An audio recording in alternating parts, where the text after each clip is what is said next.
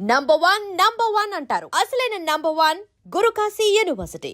అంటే నేను చస్తే చచ్చాను కానీ ప్రపంచానికి నిజం చెప్తాను అనే తెగింపు వస్తుంది. అలా తెగింపు వచ్చిన వాడు ముసుగేసుకుని ఎందుకు వచ్చాడో నేను ఆ రోజు కూడా అడిగి గుర్తుందా మీకు? కాకపోతే అక్కడే ఇంకోటి ఏంటంటే ఒక ధనబలం ఉంది, అంగబలం ఉంది, అక్కడ అర్ధబలం ఉంది, వాళ్ళు అక్కడ భూస్వాములు. మోర్ ఓవర్ దీనికంటే కూడా ధర్మస్థలాకి ధర్మాధికారులుగా ఉన్నటువంటి ఫ్యామిలీ మెంబర్స్ ఇవన్నీ పనులు చేయించారు అంటే they will be having that power ఉంటుంది. పోలీస్ పవర్ ఉంది, అక్కడ అధికారులు అండదండలు ఉన్నాయి, రాజకీయ నాయకులు ఇంతమంది ఉన్నారు. ఎవరో ఒక వ్యక్తి ఆయన సడన్గా బయటకు వస్తే అందరూ మీద పడి విరుచుకుపడి మళ్ళీ ఆ వాయిస్ కూడా బయటికి రాకుండా అవుతుంది అనేటువంటి ఒక భావన ఉంటుంది కదా మేడం. ఇక్కడ ఒక సైకాలజీ పర్సెప్షన్ని పక్కన పెట్టండి. ఇప్పుడు నేనైతే అతని గురించి ఆల్రెడీ అనాలిసిస్ చేశాను. అతనికి ప్రతి మనిషికి, మీకైనా నాకైనా మన కెమెరామెన్కైనా బాల్యం మేడం.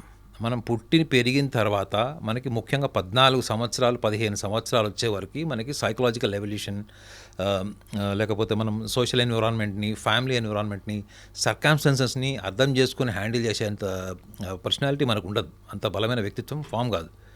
ఈ ఫామ్ అయ్యే లోపలే మీకు చాలా కాంప్లెక్సెస్, చాలా రకాల ఇన్హిబిషన్స్ కానీ, లేకపోతే instinctive nature, cranky nature, or else violent tendencies establish అవుతాయి. ఇవి సైకాలజీ ఏం చెప్తుందంటే అవి ఒకసారి ఎస్టాబ్లిష్ అయిన తర్వాత అవి వాళ్ళ అంతర్చేతనంలో, అంటే వాళ్ళ అన్కాన్షియస్ స్టేట్ ఆఫ్ మైండ్లో అది చనిపోయే వరకు వాళ్ళకు ఉంటుంది. అవి చాలా రేర్ సర్కమ్స్టాన్సెస్లో కొంతమంది వాటిని ఛేదించి, బాల్యం ఎంత దుర్భరంగా ఉన్నా కానీ వాళ్ళు వాటిని కాంకర్ చేసి ఎస్టాబ్లిష్ చేసుకునే వాళ్ళు చరిత్రలో గొప్ప గొప్ప వాళ్ళలాగా మిగిలిపోతారని మీకు సైకాలజీ బుక్స్లో ఉంటుంది.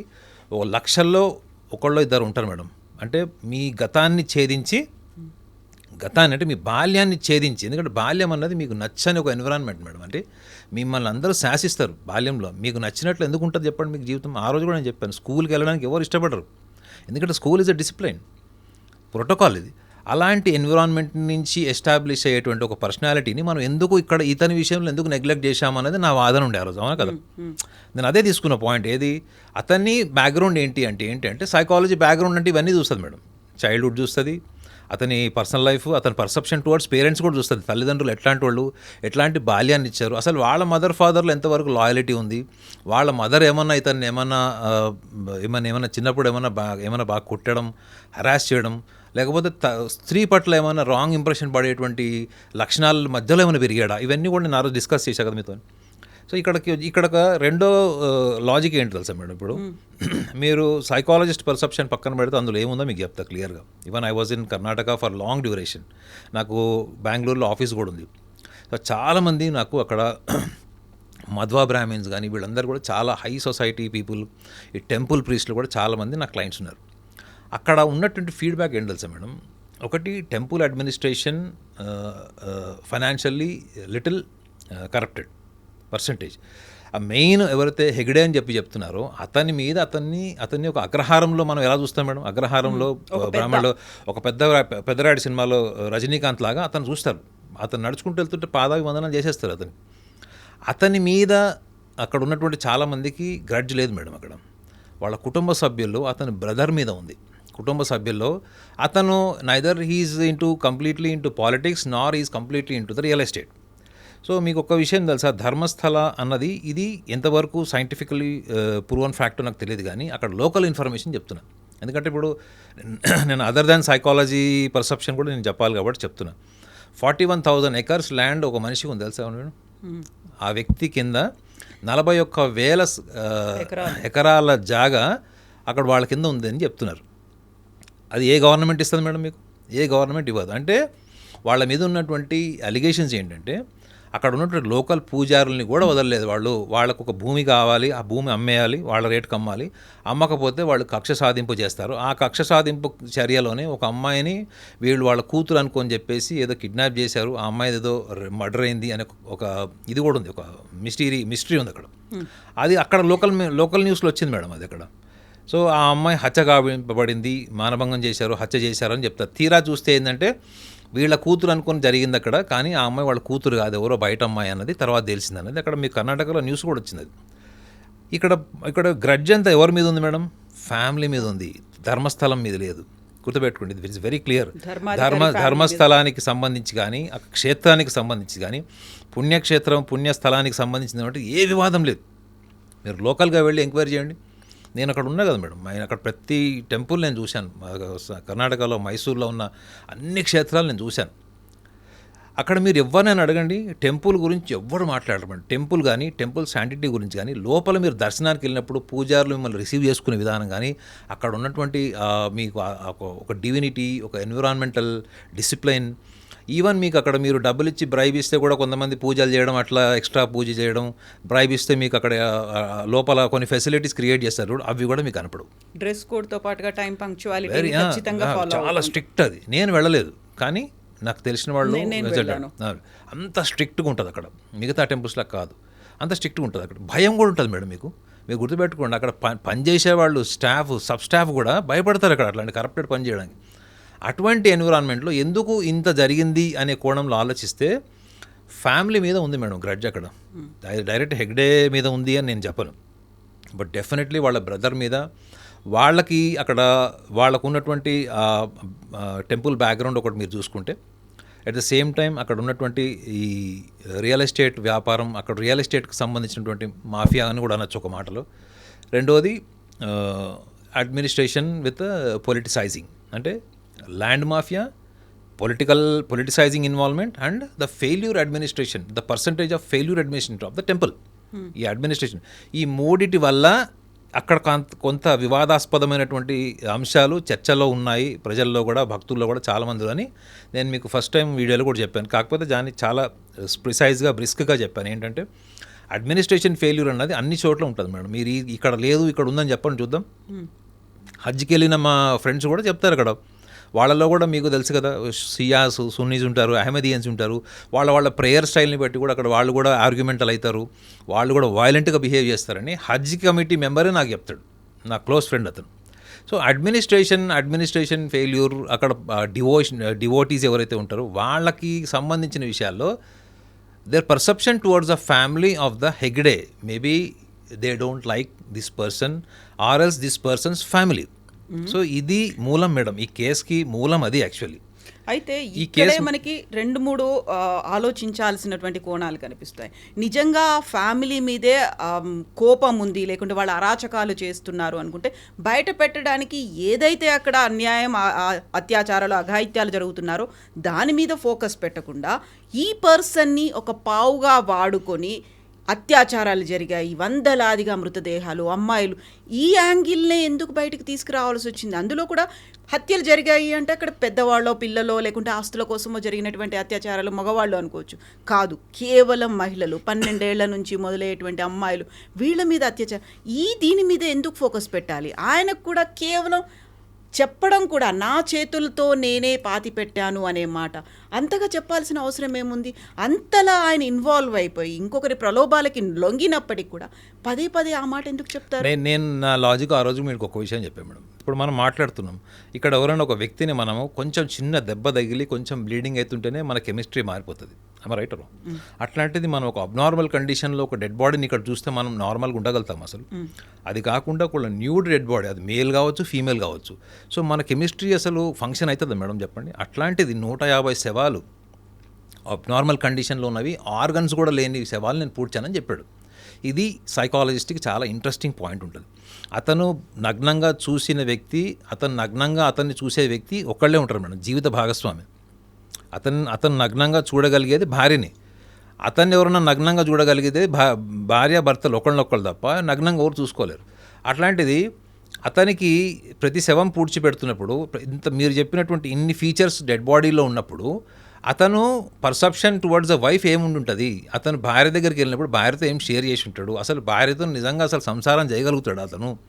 ఇంత కెయాటిక్ అట్మాస్ఫియర్లో అతను ప్రొఫెషనల్గా అతను మనసు చంపుకొని అతను ఆత్మసాక్షికి విరుద్ధంగా 150 డెడ్ బాడీస్ పూడ్చాడంటప్పుడు అందులో కామన్ సెన్స్ లాజికల్ క్వశ్చన్స్ ఏముంటాయంటే, 50-60 కిలోల బరుగుని ఒక డెడ్ బాడీని ఎవరు లిఫ్ట్ చేస్తారు మేడం, చెప్పండి? ఇంకోటి, డెడ్ బాడీ చనిపోయిన తర్వాత దాని వెయిట్ పెరుగుతుంది బాగా. అది మీరు ఒక మనిషి సపోర్ట్ లేకుండా, ఇద్దరు సపోర్ట్ లేకుండా మీరు అది డెడ్ బాడీ పూడ్చలేరు. That is a very simple common sense, logically speaking. రెండోది, అతను దాన్ని డెడ్ బాడీ పూడ్చిన తర్వాత ఇంటికి వెళ్ళి 20 సంవత్సరాల తర్వాత ఇవాళ దానివల్ల నాకు గిల్ట్ వచ్చింది, నేను రోజు భోజనం చేయలేకపోతున్నాను, నిద్రపోలేకపోతున్నాను అన్నప్పుడు అది అతనికి ఒకవేళ నిజంగా అలాంటి యాక్టివిటీస్ చేసి ఉంటే ఇవాళ అతనికి విజువల్ హాలోసినేషన్స్, రేపొద్దున ఏమైనా ఇమేజెస్ కనిపిస్తున్నాయా, ఆ చనిపోయిన వాళ్ళ డెడ్ బాడీస్ కనిపిస్తున్నాయా, వాళ్ళ ముఖాలు కనిపిస్తున్నాయా, ఒక రకమైన భయాందోళనకు లోనయ్యాడా అన్నప్పుడు first is a clinical referred psychiatric case అని మీకు ఆ రోజు కూడా చెప్పాను నేను మీకు. సో ఇతను అంత అబ్నార్మల్ కండిషన్లో చూసిన వ్యక్తి నిజంగానే చూసి ఉంటే మాత్రం అతను ఫస్ట్ భార్యతో ఉండలేడు madam. First it is a psychologically it is a very challenging case అది. మీరు ఆలోచించండి మేడం, మొత్తం మీడియా అంతా ఒక వైపు ఉంది, కానీ నేను ఒక్క పాయింటే తీసుకున్నా, ఏంటి అసలు చేసిన వాడి మైండ్ సెట్ ఏంటి, వాళ్ళ పర్సనాలిటీ ఏంటి. ఇవాళ ఏమైంది మేడం, సిట్కి వచ్చి అతను ఏం చెప్పాడు సిట్లో, ఎవరో 3 వ్యక్తులు రిపీటెడ్గా నాకు డైలీ ఈ డేటా ఇచ్చేవాళ్ళు, నేను ఏం చెప్పాలి ఏం చేయాలన్నది చేసేవాళ్ళు, చెప్పేవాళ్ళు, అదే నేను చెప్పాను అన్నది పేపర్లో ఆర్టికల్ వచ్చింది. ఇది మన తెలుగు రాష్ట్రాల్లో మాత్రమే వచ్చిందని కూడా ఒక వాదన ఉంది. ఇంకొక విషయం ఏం చెప్పాడు, అది కంప్లీట్గా నేను డెడ్ బాడీని కాదు ఓన్లీ స్కెలిటన్స్ని మాత్రమే నాకు ఇస్తే నేను వాటిని పూడ్చాను అని చెప్పాడు. ఇవి 2 స్టేట్మెంట్స్ అక్కడ బయటకు వచ్చినాయి.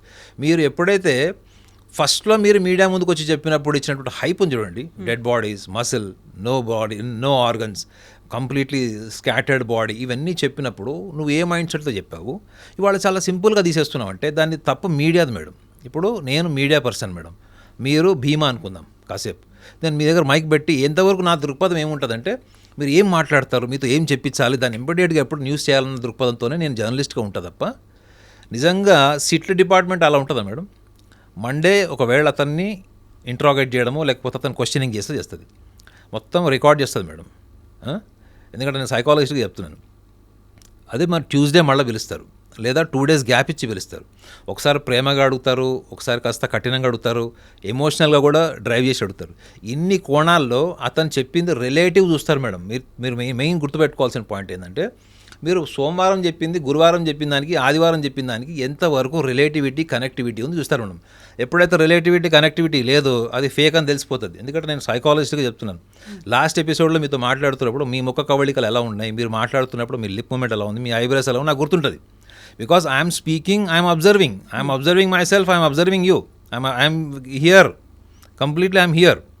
సో అలాంటప్పుడు అతను అన్ని రకాల భాషలను చెప్పాడంటే అది కంప్లీట్లీ స్క్రిప్టెడ్. అది రేపు పొద్దున ఒక క్లైమాక్స్ మిగిలింది ఏంటంటే అది ఫోరెన్సిక్ డిపార్ట్మెంట్ నుంచి రిపోర్ట్ రావాలి madam. That is a climax I can say, అవునా కదా. ఇప్పుడు లాస్ట్కి మిగిలిపోయిన ఏంది, ఆ ఎముకలు, అస్థికలు ఏవైతే ఉన్నాయో అవి నిజంగా ఇతను చెప్పిన స్టైల్లో చంపబడిన పరిస్థితుల్లో ఉన్నాయా, అది ఫోరెన్సిక్, అవి బయటపడాలి. అది కూడా కనుక కొంచెం అటు ఇటు అయిందనుకో మేడం, నేను ఆ రోజు కూడా చెప్పా, రేపు పొద్దున ఇవన్నీ కూడా ఫేక్ అని ప్రూవ్ అయితే ఇతను అబ్నార్మల్ కండిషన్ ఉన్నాడు, ఇతనే సైకలాజికల్లీ ఇతను ప్రాపర్గా లేడు, ఇతను మెంటల్లీ ఇతను is not a balanced guy. 2 points చెప్పా. ఒకటి emotionally unstable personality disorder symptoms ఉన్నాయి ఒకటి. రెండోది ద మ్యాసివ్ అటెన్షన్ సీకింగ్.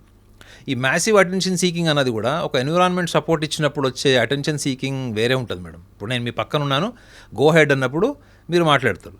ఇతను completely is imitating somebody's emotion. ఎవరో అతనికి స్క్రిప్ట్ ఇచ్చారు, ఆ స్క్రిప్ట్ ఎందుకు ఇచ్చారు, నేను ఆ రోజు కూడా చెప్పా, గుర్తున్నాను మేడం. పీఠాధిపతులకు కూడా మధ్యలో ఈగో ప్రాబ్లమ్స్ ఉంటాయి. ఒక పీఠం ఎదిగితే ఇంకో పీఠం వాడు కూడా నచ్చదు. మనమేమో ధర్మబద్ధంగా ఎవరిని సమర్థించలేదు. I was very transparent as a psychologist. పోనీ నేను ఏదో ఒక మతాన్ని సమర్థించో ఇంకొక ధర్మాన్ని విమర్శించో నేను నా పని చేయలేదు. పీఠాధిపతుల్లో కూడా ఆ ఈగో ప్రాబ్లమ్స్ ఉంటాయి. మీరు ఇంకొక కోణాన్ని కూడా మీరు గమనించాలి మేడం. తమిళనాడులో ఒక క్యాస్ట్, ఒక వర్గం, నేను చెప్పను కానీ, వాళ్ళ ఇంటికి మీరు వెళ్ళినా, వాళ్ళు మీ ఇంటికి వచ్చినా కాఫీ, వేడి కాఫీ కూడా ఎత్తి తాగుతారు వాళ్ళు, ఎంగిల్ కూడా చేసి తాగరు. అంటే వాళ్ళు కాఫీ ఇస్తే కూడా 2-3 సార్లు దాన్ని తిప్పుకొని కాఫీ ఎత్తి తాగుతారు. అంటే గ్లాసు కూడా వాళ్ళు ఎంగిల్ చేయరు. అంత నియమనిష్టలు పాటించేటువంటి వర్గం వాళ్ళు కూడా ఈ కన్వర్షన్ మాఫియాకి బలై మతం మార్పిడి చేసుకున్నారు. ఇది నేను లాస్ట్ టైం కూడా మీతో చెప్పాను. మీరు రియల్గా ఎక్స్పీరియన్స్ చేశారు, మీరు అలాంటి సమాజాన్ని చూశారు, ఎందుకు వాళ్ళు కన్వర్షన్ తీసుకున్నారు అనుకున్నప్పుడు వాళ్ళు చెప్పే రీజన్స్ చాలా సిల్లీగా, ఇడియాటిక్గా ఉంటాయి. అలాంటిది ఇతను ఒక basic level ordinary person, ordinary education, ordinary life style, ordinary financial status, ఇతన్ని ఏ కన్వర్షన్ మాఫియా కూడా ఇన్ఫ్లుయెన్స్ చేసి ఉండదు అని నేను అన్నప్పుడు చాలామందికి నచ్చలేదు. అది ఎంతవరకు ధర్మస్థలాన్ని వెనకేసుకొస్తున్నాడు. నేను ధర్మస్థల అడ్మినిస్ట్రేషన్ నేనేం మిమ్మల్ని అప్పుడు సమర్థించలేదు మేడం. అడ్మినిస్ట్రేషన్ ఫెయిల్యూర్స్ మన తెలంగాణలో కూడా ఇప్పుడు మనం ఎత్తుక్కుంటే ఫోన్ ట్యాపింగ్ కేసు ఏ అడ్మినిస్ట్రేషన్ కిందకు వస్తుంది madam, when they are in the power? Phone tapping కేసులో హీరోయిన్ల వివాదం ఎంతవరకు వచ్చింది? అది ఏ అడ్మినిస్ట్రేషన్ ఫెయిల్యూర్ మేడం? అది చెప్పండి. అడ్మినిస్ట్రేషన్ ఫెయిల్యూర్ లేని సిస్టమే ఉండదు మేడం. మీరు గవర్నమెంట్ ఆఫీస్కి వెళ్ళి ఈజీగా పని చేసుకోగలుగుతారా? ఇవాళ రోడ్డు మీద కొబ్బరి బొండాలు అమ్ముకునేవాడు కూడా మామూలు ఎందుకు ఇస్తున్నాడు గవర్నమెంట్ ఆఫీషియల్స్కి? నేను పేర్లు చెప్పగానే రోడ్డు మీద మీరు ఒక చిన్న పానీపూరి బండి పెట్టుకోవాలన్నా సాయంత్రం ఎవడో ఒకడు వచ్చి మిమ్మల్ని వసూలు చేస్తాడు డబ్బులు. గవర్నమెంట్ ఆఫీషియల్స్ అంటే మీకు అర్థమైంది కదా. గవర్నమెంట్ ఉద్యోగం చేసుకొని నెలకి గవర్నమెంట్ జీతం తీసుకునేవాడు కూడా వచ్చి వసూలు చేస్తాడు. లేదంటే నెక్స్ట్ డే మీరు అక్కడ ఉండరు.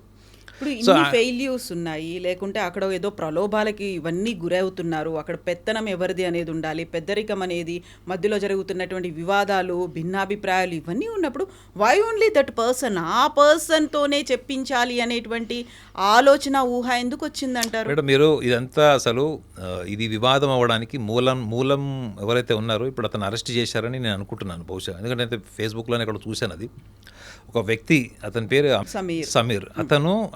అతను ఒక ఏఐ యూట్యూబ్ ఏదో ఒకటి ప్రోగ్రామ్ అది ఎందుకంటే క్రియేటివ్గా ఇప్పుడు మీరు అమెరికాలో ఒక సైకాలజీ ఉంది తెలుసా మీకు? అమెరికాలో చావుని మీరు ఎంత భయంకరంగా చూపిస్తే ఆ సినిమా అంత హిట్ అవుతుంది. మీరు కావాలంటే ఇది కనుక్కోండి.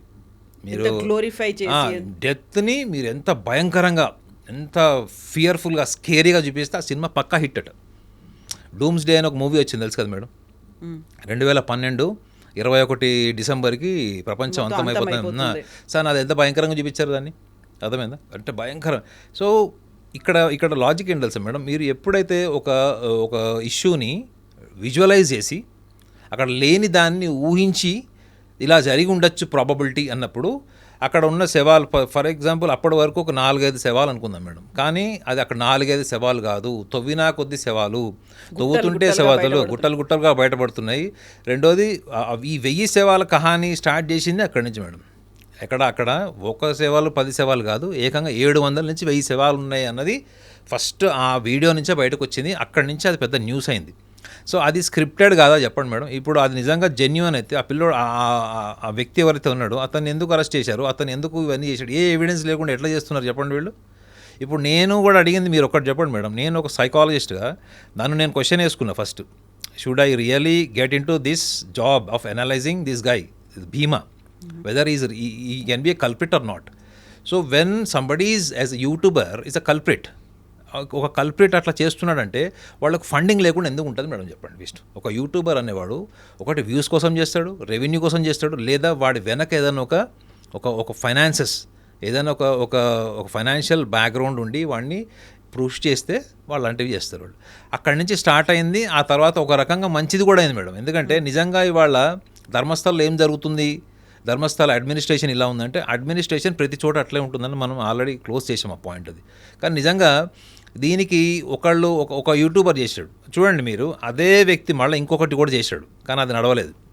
అదే వ్యక్తి మీరు ఎవరి పేరైతే చెప్పారు ఆ వ్యక్తి ఫస్ట్ వీడియో సెన్సేషనల్ అయింది, కానీ అతను ఇంకొక సెకండ్ వీడియో చేశాడు, అది సెన్సేషనల్ కాలేదు, అది అంత వర్క్ చేయలేదు. అది అంత ఎందుకు అంటే ఎక్కువగా దాంట్లో గ్రాఫిక్స్ వాడేశాడు అతను. సో జనాలు ఏదైనా ఇంట్రెస్టింగ్గా క్యూరియాసిటీతో చూసేది ఏదైనా ఉంది అంటే అక్కడ టెంపుల్ యాజమాన్యం మీద గ్రడ్జితో చూసేవాళ్ళు పర్సంటేజ్ ఉండొచ్చు, లేదా టెంపుల్స్ అంటేనే కల్చర్ నచ్చని వాళ్ళు ఉండొచ్చు. ఇవన్నీ కాకుండా అసలు మన దేశంలో ఇలాంటివి ముఖ్యంగా అది మానవంగాల కేసు, అమ్మాయిల కేసు ఎస్పెషల్లీ. సో దానికి సంబంధించిన ఇన్ఫర్మేషన్ ఏమొస్తుంది, అమ్మాయిల్ని ఎంత భయంకరంగా చంపారు, ఇవే కదా మేడం అని వచ్చింది. ఆడవాళ్ళకి వక్షస్థలం లేని బాడీలు చూశానని చెప్పాడు. కొంతమంది అమ్మాయిలకైతే మట్టి కూడా పూడ్చారని చెప్పాడు. సో వినడానికి ఎట్లుంది మేడం? అది ఒక కామన్ మ్యాన్ దాన్ని తీసుకోలేడు మేడం. అది ఇంత భయంకరంగా క్రైమ్, అది కూడా ఒక పుణ్యక్షేత్రంలో జరుగుతుందా? Is I catching point. So అక్కడి నుంచి అంత రేజ్ అయింది, అంత మొత్తం సమాజం అంతా ఒక కార్నర్కి తీసుకెళ్ళిపోయారు ఈ నిజంగా చెప్పాలంటే న్యూస్ ఛానల్స్ అంతా కూడా. కానీ ఒక్కటి మిస్ అయ్యారు ఏంటి అంటే ఇవన్నీ చేసిన వ్యక్తి మూలం ఎవరైతే ఉన్నాడో సోషల్ మీడియా ద్వారా ఒకతను దాన్ని ఒక పెద్ద ఆర్టిఫిషియల్ ఇంటెలిజెన్స్ వీడియో ద్వారా సెన్సేషనల్ చేస్తే ఒక వ్యక్తి మీడియా ముందుకు వచ్చి, నేను ఆ రోజు కూడా చెప్పాను మేడం, అతను ముసుగేసుకొని రాకపోయి ఉంటే అంత ఐ క్యాచింగ్ ఉండేది కాదు. అతను ముసుగేసుకొని రావడం వల్లనే అది పెద్ద అంత ఐ క్యాచింగ్ అయింది అది. సో అతను ఇవాళ సింపుల్గా తేల్చేశాడు ఏంటి, ఇదంతా కూడా నేను ఎవరో ఇచ్చిన ఇన్ఫర్మేషన్ చెప్పాను. ఇప్పటికి కూడా కొంతమందికి ఏంటంటే అతని మీద సానుభూతి ఉంది. ఇప్పుడు ఒకటి మేడం, మీరు స్టేట్మెంట్ ఎందుకు మార్చారు మీరు? ఇప్పుడు మీరు ఒక సింపుల్ లాజిక్ చెప్తా, maybe it is not related. Akbaruddin Owaisi ఒక స్టేట్మెంట్ ఇచ్చాడు, 15 మినిట్ టైం దో हम देख लेंगे, तुम 100 करोड़ है ना, हम 25 करोड़ है, 15 मिनट పోలీస్ వాళ్ళకు ఖామోష్ బెటో हम दिखाते అన్నాడు. అదే స్టేట్మెంట్ జడ్జి ముందు ఇచ్చాడు మేడం. ఒప్పుకున్నాడు జడ్జి ముందు వెళ్ళి. మీరు జర్నలిస్ట్ కదా, ఇప్పుడు నేను అంటా మేడం ఒక మాట, నాకు దమ్ముంది, అది జడ్జి ముందు కూడా అదే చెప్తా, నా మెడకాయ తీసేసిన అదే చెప్తా. గుర్తుపెట్ట మేడం, ఒక సైకాలజిస్ట్ అనేవాడు రెండు చూస్తాడు మేడం, మీ ఊహ, మీ మాట, మీ చేతలు, త్రికరణం అనుకోవచ్చు మీరు దీన్ని. మీరు ఊహించింది మీరు మాట్లాడుతున్నారా, మీరు మాట్లాడింది మీరు చేశారా? చెయ్యలేదు అంటే that is what is a provocation. The same provocation was happened with this guy. Maybe he has not done intentionally. Somebody is there as a mafia behind him. అది ధర్మానికి విరుద్ధంగా చేయడం అని ఎవరన్నా డబ్బులు ఇచ్చారా, లేకపోతే ఇతనికి ఎవరికైనా మనం ఏమనుకున్నాము లాస్ట్ టైము, కన్వర్షన్ మాఫియా కూడా ఉండొచ్చు, ఒకటి మతం మార్పిళ్ళ గ్యాంగ్ ఒకటి ఉండొచ్చు, లేదా ఈ పీఠాధిపతుల మధ్యలోనే అక్కడ సుపీరియారిటీ ఇన్ఫీరియారిటీ కాంప్లెక్సెస్ వాళ్ళు కూడా చేసి ఉండొచ్చు, ఈ బురద తల్లి ఉండొచ్చు. బట్ అండర్లైన్ ఫ్యాక్ట్ ఏంటి madam, provocation. Right out, either way it is a provocated or not. Crux of the point అంటాం కదా, వై ధర్మస్థల చుట్టూయే ఎందుకు ఇలాంటివి జరిగాయి? ధర్మస్థలలోనే మాస్ బరియల్స్ అయ్యాయి. ధర్మస్థలతో పాటుగా అక్కడ ఉన్నటువంటి ఇంకొక పక్కనే ఉన్నటువంటి విలేజ్లో, ఈ 2 విలేజ్ల్లోనే మొత్తం అక్కడ ఉన్నటువంటి జిల్లా అంతా. మీరు ధర్మస్థల అని ఒకటే మీరు అనుకుంటున్నారు, కానీ ఇప్పుడు చూడండి, మొన్న బృహదేశ్వర ఆలయం ఒకటి ఉంది టెంపుల్, కేరళలో, కేరళ టెంపుల్ ఉంది. అక్కడికి మొన్న నరేంద్ర మోడీ గారు వెళ్ళారు. ప్రధాన ఆలయానికి వెళ్లకుండా దానికి ఇంకొక ఆలయం వెళ్ళారు. కాబట్టి మోడీ గారు భయపడిపోయారు. అక్కడికి వెళ్ళిన వాళ్ళల్లో ఇందిరాగాంధీ, ఎంజి రామచంద్రన్, అట్లా ఒక లిస్ట్ తీసుకుంటే 1980 తర్వాత వచ్చినటువంటి ఒక మిత్ అది ఏంటంటే, ఇందిరాగాంధీ చనిపోయిన 3 ఏళ్లకు ఎంజి రామచంద్రన్ చనిపోయాడు. How it is related, interlinked, that common sense. అయితే కేవలం ఈ యొక్క ధర్మస్థల కాదు మేడం, తిరుపతిలో లడ్డులో ఒక చిన్న ఈగ వస్తే కూడా పెద్ద ఇష్యూ చేస్తున్నారు.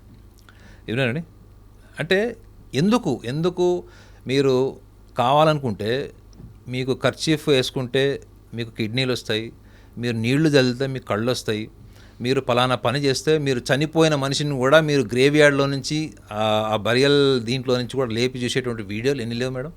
ఒకటి చెప్పండి. కర్ణాటకలోనే నేను ఒక వీడియో చూశాను మేడం. ఏంటంటే ఒక ఫాదర్, ఒక ముస్లిం ఫాదర్ ఈ మదర్సాస్లో వాళ్ళ పిల్లల్ని చదివించుకుంటున్నాడు. ఆ పిల్లవాడు ఏం కంప్లైంట్ చేశాడో తెలియదు. ఫాదరే వచ్చి ఆ ముల్లాని కొడుతున్నాడు. ఏంటి అంటే, ఆ ముల్లా ఎవరైతే ప్రీస్ట్, అతను ఎవరైతే ట్రైనర్ ఉన్నాడో అతను పిల్లవాడిని మాలస్టేట్ చేశాడని చెప్తాడు. అట్లాంటివి ఎన్ని వందల వీడియోలు మీకు చూపించాలి మేడం? ఓల్డ్ సిటీకి వెళ్తే మీకు శైతాన్ అని చెప్పేసి మిమ్మల్ని రకరకాలుగా ఇబ్బంది పెట్టి మీతో నీళ్లు తాగిచ్చి, ఆ నీళ్లు తాగిచ్చి నీళ్లు కక్కిచ్చి, ఆ కక్కిన వాటర్లో నుంచి మీకు ఏదో ఒక బ్లాక్లో ఒక స్టోన్ లాగా తీసి శైతాన్ నిగలగాయని చెప్తారు. ఆ వాటర్లోనే అది ఉంటుంది వాళ్ళు తాగేటప్పుడు అన్నది నాకు ఎంతమంది ముస్లిం ఫ్రెండ్స్ చెప్పారు. అది ఫేక్ అని కూడా చెప్పారు, ముస్లిం ఫ్రెండ్సే చెప్పారు. కానీ వీటి మీద ఎందుకు చర్చ జరగదు మేడం? ఇంత జరిగిన ఇప్పుడు ఎందుకు ధర్మస్థల, ఎందుకు ఇప్పుడు మనం తమిళనాడులో ఉన్న టెంపుల్ కావచ్చు, లేకపోతే మనం కేరళ టెంపుల్ కావచ్చు, తిరుపతి కావచ్చు, ఎందుకు మేడం మనకి శ్రీరాముల వారి టెంపుల్ ఉంది మనకి ఎక్కడ, ద్వారకా తిరుమల కాదు, ఇక్కడ కాదు మేడం, ఇక్కడ మన ఖమ్మం సైడ్ భద్రాచలం. అక్కడ ఏం టైటిల్ పెట్టారు వాళ్ళు? అభద్రాచలం అని టైటిల్ పెట్టారు. ఎందుకు అంటే వాస్తు దోషం అని పెట్టారు. సో చూడండి మేడం, ఒక వాస్తు ఎంట్రన్స్ సిగ్నిఫికెంట్గా లేదు కాబట్టి అభద్రాచలం అని టైటిల్ ఎట్లా పెడతారు మేడం మీరు?